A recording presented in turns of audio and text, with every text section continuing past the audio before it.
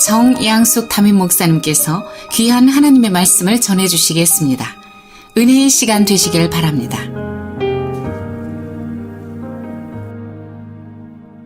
고린도후서 4장 7절 말씀으로 질그릇 안에 있는 보배라는 제목으로 함께 은혜를 나누기를 원합니다.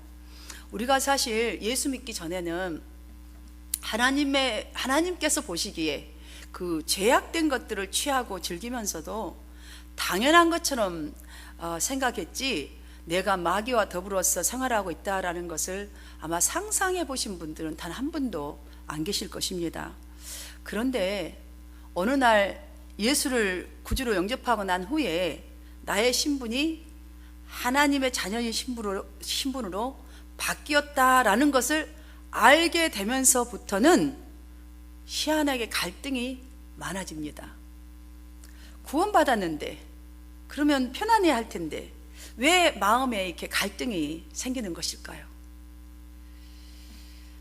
그것은 하나님의 자녀의 신분으로 바뀌었다는 사실을 이미 우리가 알고 있는데, 그럼 바뀌었다면 하나님의 말씀을 따라 하나님 나라의 법을 잘 순종하고 따라간다면, 그렇게 살아간다면 갈등할 필요가 전혀 없는데, 아직까지도 세상적인 습관 그대로 살고 있기 때문에 갈등하고 있는 것입니다. 바울은 이런 문제들을 갈등하고 있는, 모든 어떤 문제든지 간에 가지고 갈등하고 있는 성도들에게 이렇게 말합니다. 오늘 본문입니다. 우리가 이 보배를 질그릇에 가졌으니 이는 심히 큰 능력은 하나님께 있고 우리에게 있지 아니함을 알게 하려 함이라. 갈등하는 이유가 바로 거기 있습니다. 세상과 주님. 여기서 지금 두 마음이 왔다 갔다 하기 때문에 갈등하는 건데, 그것이, 그 보배가 내 속에 있다는 거예요. 이걸 깨달아 알기 위해서 무엇이 있는지 알아야지 갈등을 안 하게 된다는 말씀과도 같습니다. 이 말씀을 한번 잘 보십시오. 인간이 얼마나 연약하고 무가치한지를, 그리고 또 하나는 복음의 능력이 얼마나 대단한가를 대조시켜서 우리 안에 있는 보배인 복음이 능력에 대하여서 지금 깨닫도록 지금 이 말씀을 팍 하고 던져주고 있는 거예요. 한번 생각해 보라는 것이에요. 너희 안에 무엇이 있는지. 우리를 질그릇에 비유한 이유는 우리의 육체에도 전 인격도 쉽게 깨지기 쉬운 너무나 연약한 존재라는 것을 지금 말하기 위해서 질그릇이라고 비유하고 있습니다.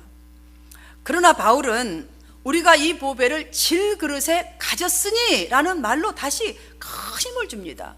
이 중요한 말씀을 하심으로 말미암아서 그리스도의 생명의 힘으로 각 성도가 내적 외적 갈등을 이길 수 있다라는 것을 지금 소망을 갖게 하고 있습니다. 여러분, 이 시간 귀를 열어 들으시기를 바랍니다. 왜냐하면 우리가 우리 속에 있는 이 질그릇과 같은 내 속에 있는 복음의 능력이 무엇인지를 깨달아야 승리하면서 살 수 있는 핵심이 되기 때문에 우리가 이 보배를 질그릇에 가졌으니 라는 말로 우리에게 귀를 번쩍 트이게 하고 있다는 사실이지요. 여기서 우리는 보배라는 이 단어의 의미를 in depth, 그러니까 심도 있게 아주 깊이 생각해 보아야 합니다. 살펴보아야 하겠습니다. 왜냐하면 세상 사람과 다르게 성도에게는 우리 성도를 부르는 것, 거룩한 하나님의 백성을 성도라고 하죠. 이렇게 특별하고 소중한 이유는 스스로의 지혜와 재능을 비롯해서 되는 것이 아니에요. 우리를 이렇게 귀중하고 소중하고 특별하게 생각함으로 성도라고 부른 이유가, 오직 그렇게 된 이유는 복음이라는 특권을 우리가 소유하고 있기 때문에 보배를 질그릇에 가졌으니 라는 말로 표현하고 있습니다. 그러므로 우리는 세상 사람과 다르게 영과 육이 건강해야 합니다. 육만 건강한 게 아니라 우리의 영혼이 건강한 게 매우 중요한 일입니다. 그래서 이사야 선지자는 이렇게 선포합니다. 오직 여호와를 앙망하는 자는 새 힘을 얻으리니 독수리가 날개치며 올라감 같을 것이요 다른 박질하여도 곤비치 아니하겠고 걸어가도 피곤치 아니하리로다. 오직 여호와를 앙망하는 자라고 말했습니다. 왜냐? 세상 사람과 달라야 하기 때문이에요. 거룩한 성도이기 때문에, 나는 지금 이 보배로운 복음의 능력을 내가 가진 자이기 때문에, 그래서 이걸 가져야, 앙망하는 자는 성령으로부터 새 힘을 얻었어. 이 복음의 능력으로부터 새 힘을 얻었어. 내가 피곤한 일을 당하여도 거기서 넘어지지 않는다는 것이에요. 흔들리지 않는다는 것이에요. 갈등하지 않는다는 말입니다. 오늘 본문은 사실 사도 바울의 저는 간증이라고 표현하고 싶습니다. 성경을 보면 사도 바울의 몸은 마치 금이 간 질그릇처럼 어느 때 깨질지 모를 만큼, 부서질지 모를 만큼 연약했습니다. 여러분, 사도 바울이 얼마나 건강이 안 좋았다는 거 여러분 아시지요? 그토록 정말 약한 육체를 가진 바울이었지만 심히 큰 능력이 그의 연약한 육체를 통해서 10절에서 고백을 보십시오. 예수의 생명도 우리 몸에 나타나게 하려 함이라. 그 연약한 몸, 언제 쓰러질지도 모르는 그 몸속에서 예수의 생명이 그의 몸에서 나타나게 된 것, 질그릇과 같은 바울에게서 오히려 복음의 능력을 나타내게 하여서 다른 사람들이 그리스도인의 현년을 바울의 삶을 통해서 볼 수 있도록 바울은 그렇게 살았다는 것이에요. 이게 무슨 능력? 그의 안에 있는 복음의 능력, 복음이 무엇인지를 알았다고 깨달았기 때문에 그런 삶을 살았기에 정말 예수를 보듯이 그의 삶 속에 사람들이 보았다는 것이에요. 그래서 그들이 구원받고 또한 새 힘을 가지고 삶을 살게 되는 그의 삶이 인생이었다라는 것이 오늘 본문에서 우리에게 권면해 주는 말씀이기 때문에 그의 간증이라고 할 수 있습니다.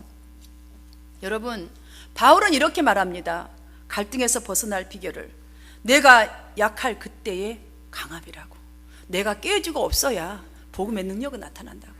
내가 나의 것을 붙들고 늘어져서 가면요, 주님이 일할 수가 없어요. 내가 하겠다잖아요. 주님은 놔두십니다. 자유의지를 주셨기 때문에. 그래서 내가 약할 그때의 강함이니라, 이 비밀을 주셨습니다. 그의 체험에서 나온 고백인 줄 믿습니다. 이것은 해보지 않고는, 내가 진정 낮아져 보려고 내가 죽어보지 않고 십자가를 짊어져 보지 않고는요, 이 고백을 할 수가 없어요. 복음이 무엇인지를 아직까지 우리가 그 경험을 안 해봤다면 아직도 깨닫지 못하고 있는 것입니다. 여러분, 하나님께서 만물을 창조하실 때에 왜 사람만 흙으로 창조하셨을까요? 여러분, 이거에 대해서 생각을 꼭 한번 해보고 지나가야 합니다. 분명한 목적이 있으셨지 않겠습니까? 하나님 말씀으로 세상을 창조하셨지만 흙 한 줌을 들고 사람을 만들었단 말이에요. 분명한 목적이 있으셨습니다. 우리가 분명한 목적이 있으셨을 거야 라는 질문을 갖고 하나님의 뜻을 깊이 알려고 할 때에 왜 나는 이토록 연약한 것일까? 왜 나는 끊임없이 신앙생활에 갈등이 있는 것일까에 대한 답을 찾게 되는 은혜가 임할 줄 믿습니다. 우리가 이 퀘스천을 갖지 아니하고 그냥 성경을 읽고 그냥 이 속으로 듣고 이렇게 흘려버린다면 절대 깨달을 수가 없습니다. 먼저 그렇다면 하나님을 토기장이로 비유한 이유를 함께 우리가 생각해 보도록 해보십시다. 흙을 빚어서 그릇을 만드는 사람을 뭐라고 하죠? 도공 혹은 토기장이라고 합니다. 토기장이는 똑같은 흙을 재료로 사용해도 무엇을 그 흙에 첨가하느냐에 따라서 또한 달라지게 되어 있습니다. 레벨이. 자, 그리고 굽는 온도를 어떻게 하느냐에 따라서 질그릇의 명칭 또한 달라집니다. 그래서 그냥 토기 혹은 도기, 도자기 이런 식으로 발전이 되죠. 무엇을 첨가하느냐에 따라서. 그러니까 여러분들도 마찬가지입니다. 우리를 이미 택해 주셨지만 내 질그릇이 깨져야 합니다. 자, 토기장의 손에 의해서 주물딱주물딱 맘대로 그분이 만질 수 있도록 깨어져야 됩니다. 내어드려줘야 된다는 것이요. 이 말은 흙이 원한다고 해서, 내가 원한다고 해서 어떤 용도의 그릇이 만들어지는 것이 아니라 그 그릇의 판단의 주체는 토기장이 하나님이시다라는 말이에요. 그러니까 주님 앞에 맡겨드리라는 거예요. 좀 내가 꼭 붙들고 나의 능력으로, 나의 경험으로, 나의 지식으로 이것을 해보려고 하지 마시고 주님께 좀 맡겨드리라는 것이에요. 이게 복음에 가진 능력이라는 거예요. 우리 안에 있는 복음이라는 말씀입니다. 그러므로 토기장이의 비유가 주는 교훈은 내 마음에 주님을 모시고 살 때에야 비로소 가장 기쁘고 가장 행복할 수 있다는 것을 알 수가 있습니다. 저는 개인적으로 하나님께서 인간을 흙으로 만드신 것은 하나님의 성품과 또한 하나님의 그 말씀들의 교훈들을 잘 표현해 주기 위해서라는 생각을 해보았습니다. 왜냐하면 흙은 인간에게 끊임없이 교훈을 줍니다. 여러분, 흙을 한번 잘 살펴보십시오. 그냥 생각만 깊이 좀 해봐도 굉장히 많습니다. 제가 다 이걸 디스크라이브 할 수 없어서 몇 가지만 적어봤습니다. 왜냐하면 하나님도 보시니까 하나님께서도 인간에게 끊임없이 뭔가 교훈을 주고 계십니다. 끊임없이 뭔가를 새롭게 해주십니다. 그러하듯이 우리도 끊임없이 다른 이에게 교훈을 주요하는 것이, 존재라는 것이 하나님이 우리를 흙으로 만드신 목적이 아닌가라는 생각을 해봤습니다. 왜냐하면 당신의 성품 있기에 흙을 한번 잘 보십시오. 흙의 기초는 이 기초로 모든 생명이 자라게 하는 것입니다. 흙은 모든 생명이, 여러분 생명이 자라는 것이 흙이지 어디 공중에다가 나무 심어 보십시오. 절대 뿌리 내리지 못합니다. 모든 생명의 기초가 흙입니다. 또한 모든 것이 흙 위에 세워집니다. 모든 것이 또한 흙에서 발전해 갑니다. 모든 것이. 그리고 흙을 보십시오. 콩 심은데 콩을 나게 하고 팥 심은데 팥을 낼 만큼 자신의 땅에 떨어진 어떤 씨앗이든 그대로 품고 정직하게 열매를 맺게 하는 것이 흙입니다. 흙은 이것을 심었는데 콩이 나지 않습니다. 콩을 심으면 콩을 콕 열매를 맺어서 베풉니다. 흙은 자신이 더러워진다 할지라도 쓰레기를 품어서 그거를 비우러나 흙으로 다시 변질시켜서 세상을 깨끗하게 정화시켜 줍니다. 윤택하게 합니다. 이게 흙이 하는 일입니다. 그뿐 아닙니다. 흙은 전적으로 하늘을 의지하는 것이 흙입니다. 여러분, 하늘에서 비가 내리지 않는 곳을 한번 생각해 보십시오. 하늘에서 공급받지 못하는 그 흙들은요, 굳다가 결국은 모래가 되거나 아니면 사막으로 변해버리지 않습니까?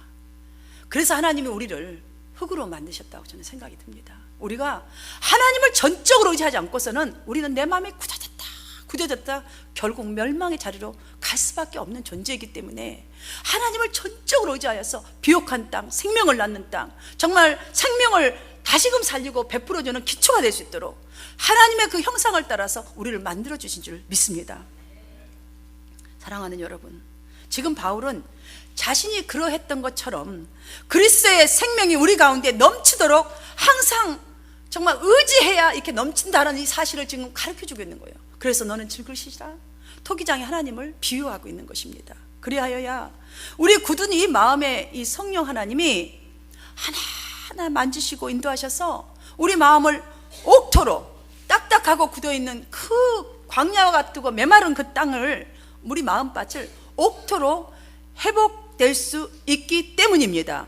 사랑하는 여러분, 하나님이 우리와 동행하시기 위해서 토기장이가 되어줬다는 사실을 여러분 감사해야 될 것이에요. 이 비밀을 오늘 찾는 여러분 되시길 바랍니다. 여러분, 토기장이와 흙은 함께 있어야 되잖아요. 그래야 뭔가 만들어져요.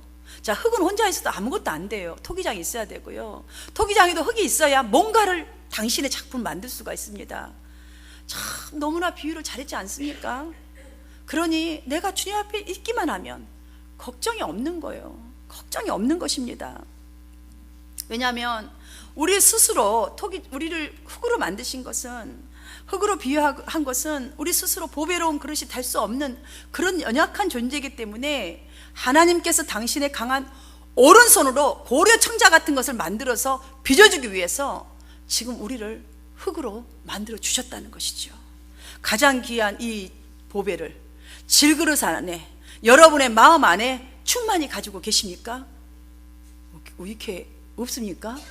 있는지 없는지 잘 모르겠습니까? 오늘 잘 이 시간에 살펴보아야 합니다. 그리고 이젠 어떤 다른 재질의 흙이 비집고 들어오지 못할 만큼 보배인 복음을 여러분 중심에 갖도록 최선을 다하시기를 축원합니다. 그리고 나서 그 가진 복음을 여러분 숨겨두지 마십시오. 이 보배를 일상생활에 적용해야 합니다. 적용할 때에 성령 하나님 그때 일하십니다. 하나님께서 우리를 부르신 것은 우리가 돈을 담는 그런 그릇이 되고 명예와 성공을 담는 그러한 그릇이 되게 하려고 질그릇으로 만드시고 보배로 채워주신 것이 아닙니다. 세상의 판단 기준, 가치 기준으로 볼 때야 우리는 어쩌면 질그릇처럼 값없이 보이는 토기 그릇 같을 수도 있습니다. 어쩌면 내 자신이 나를 보아도, 어쩌면 지금까지 내 자신의 가치가 정말 낙심될 만큼이나 그렇게 내 자신을 정말 평가하고 있을 수도 있습니다. 그러나 하나님은 세상에서 가장 귀하고 가장 영광스러운 보물인 예수 그리스도의 복음을 담기 위해서 당신의 그릇으로 저와 여러분을 부르셨다는 이 사실 속에 여러분 소망을 가지고 나아가시기를 바랍니다. 이제부터는 토기장이를 찾으시기를 바랍니다. 토기장이 곁에 꼭 붙어 있으시기를 바랍니다. 그러므로 우리 안에 이 보배가 있기 때문에 우리가 주님이 아닌 다른 것을 마음에 담게 되면 그래서 갈등하고 그때부터 절망할 수밖에 없고 고민을 할 수밖에 없는 것이에요. 다른 게 들어올 때 그러는 거예요. 여러분이 한번 하나님 앞에 충실해 보세요. 그냥 성전에 들어와도요 자신 있게 들어와요. 할렐루야 하면서 들어온단 말이죠. 그런데 뭔가 나의 그릇 속에 보배가 아닌 다른 것이 삐집겨 들어오면은요 그때 갈등이 생겨져요. 교회 오는 것도 갈등이 생겨지고 피곤한 것 같고 여러 가지 생각이 뒤바뀝니다. 오늘 어떤 분이 그래요. 사실 목사님 제가 어지럽습니다. 기도해 주세요.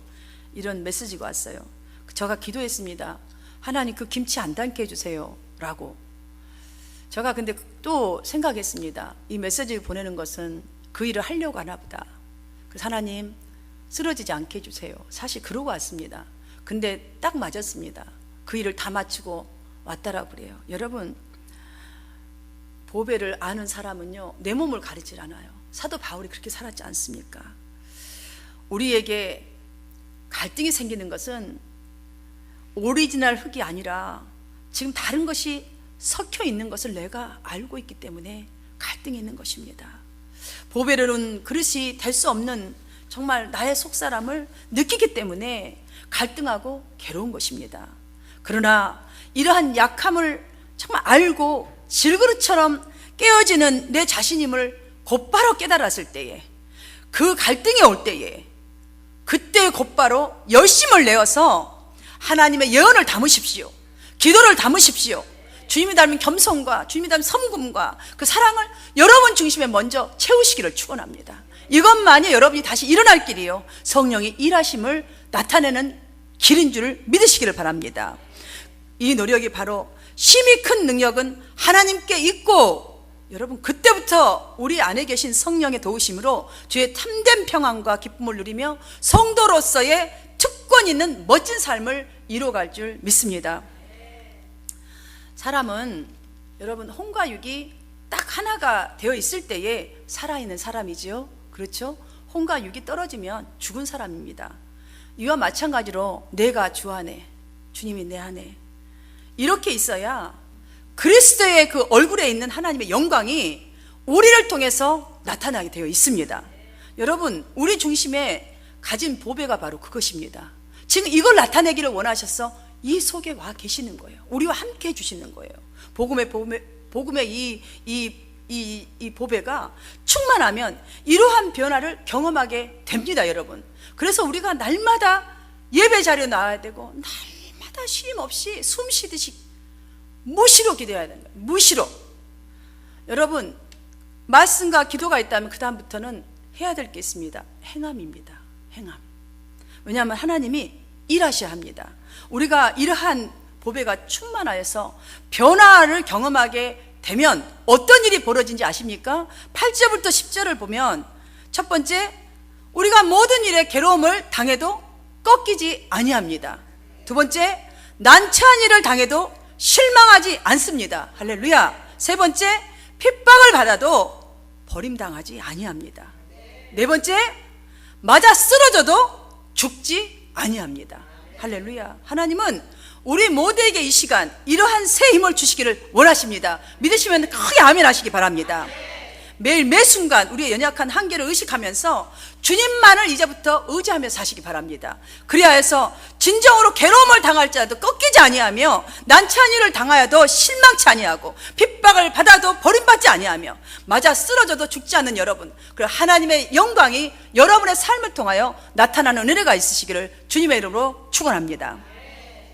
사랑하는 여러분, 하나님이 왜 복음을 우리한테 주셨냐면 우리가 정말 고난의 일을 당한다 할지라도 실망하여 쓰러지지 않도록 보호하기 위해서 우리와 함께 해주시는 거예요.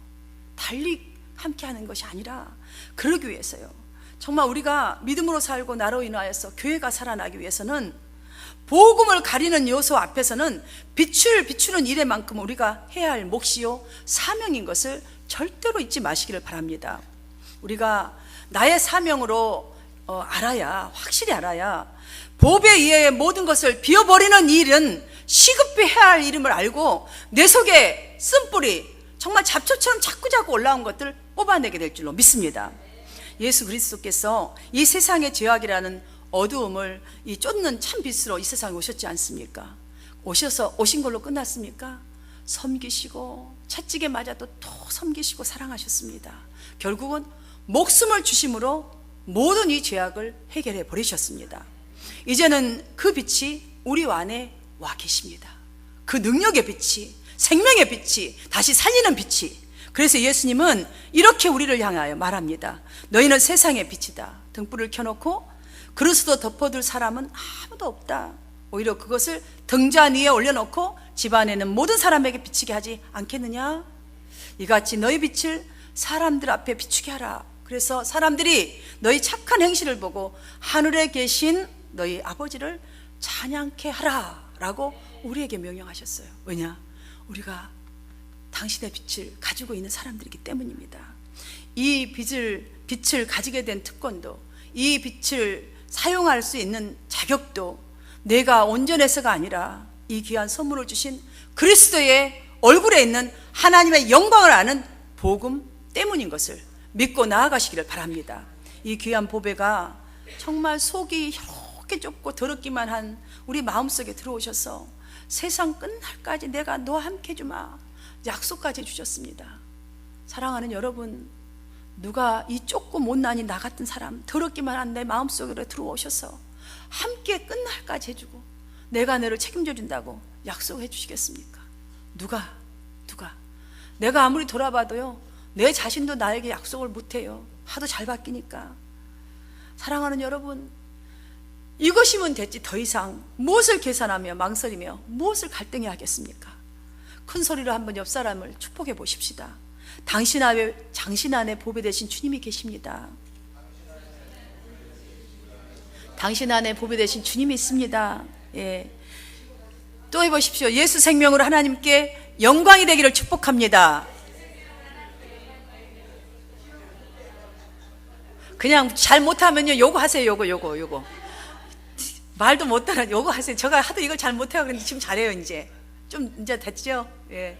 여러분, 좀 모양 나오죠. 옛날에 못해가지고 제가 욕을 해가지고 너무 죄송해요. 사랑하는 여러분, 여러분 안에는 주님이 함께 해주마, 하나님의 약속의 말씀과 주의 권능과 이 복음의 능력이 있습니다. 두려워하지 마십시오. 사랑하는 성도 여러분, 우리 안에 있는 이 귀한 보배가 능력이 되어서 하나님의 영광 되기 위해서는 첫 번째로 꼭 잊지 말아야 할 것이 있습니다. 우리 믿음 안의 보배가 주님이 아닌 다른 것이라면 작은 것 하나라도 가감하게 내버려야 합니다. 두 번째로 주님을 의뢰하고 의지해야 합니다. 온전히 주님을 신뢰하고 의지하고 의뢰해 보십시오. 주님이 여러분을 책임져 주십니다. 이제부터 그리스도 예수 안에서 날로 새로워지도록 욕심을 따라서, 우리가 유혹의 욕심을 따라서 구습을 쫓는 제약된 옛 질그릇을 여러분을 깨어버리셔야 합니다. 나를 깨어버리는데 부지런해야 합니다. 그냥 조금이라도 남았다면 가루를 부어서 바다에다 던져버리십시오. 강가에 띄워버리십시오. 마지막으로 보배를 가진 백성을 보호하시고 인도하시는 주만 바라봄으로 담대하게 믿음의 길을 나아가시기를 바랍니다. 사랑하는 우리 한마음 성도님들이 그리스도의 십자가를 체험하고 그리스도의 부활 생명이 여러분의 몸에서 나타나게 되기를 간절히 소망하고 기도하면서 저는 본문 17절 말씀을 현대인의 성경으로 축복하면서 말씀을 마치려고 합니다. 이 모든 것은 다 여러분의 유익을 위한 것입니다. 그래서 더 많은 사람이 넘치는 은혜를 받고 감사함으로 하나님의 영광을 찬양하게 하려는 것입니다. 여러분이 이렇게 사십시오. 정말 주님을 바라봄으로 최선을 향하여 달려가여서 하나님의 영광을 여러분을 통하여서 모든 사람이 찬양할 수 있기를 주님의 이름으로 축복합니다. 기도드리겠습니다. 하나님 아버지, 감사드립니다. 또 감사드립니다. 정말 우리가 무엇이간데 이 많고 많은 사람들 중에 먼저 택하여 주시고 믿음의 선진 되게 하여 주셨어. 이 날마다 깨어지고 부서지고 또 부서지는 이 속에 아버지 하나님, 주님의 그 복음의 비밀을 주셔서 감사합니다. 주님의 영광을 주셔서 감사합니다. 주님의 약속을 붙들고 나아갈 수 있는 약속의 백성 삼아 주셔서 감사합니다. 하나님, 내가 너와 끝까지 함께 한다고, 세상 끝날까지 함께 한다고 약속의 말씀까지 주셨사오니 하나님, 이제는 더 이상 갈등하지 아니하고 아버지 하나님 흔들리지 아니하며 주님만 바라보고 나아가는 주님의 얼굴 빛에 있는 하나님의 영광이 나를 통하여 나타날 수 있도록 주님 내어주는 자 되게 하시고 섬기는 자 되게 하여 주시옵시고 주님을 온전히 신뢰하는 자 되게 하여 주셔서 하나님의 영광이 나를 통하여서 다른 사람에게서 찬송으로 넘쳐나게 하여 주시옵소서. 이런 모두가 되기를 소망하옵고 예수님 이름으로 감사드리며 기도하옵나이다. 아멘.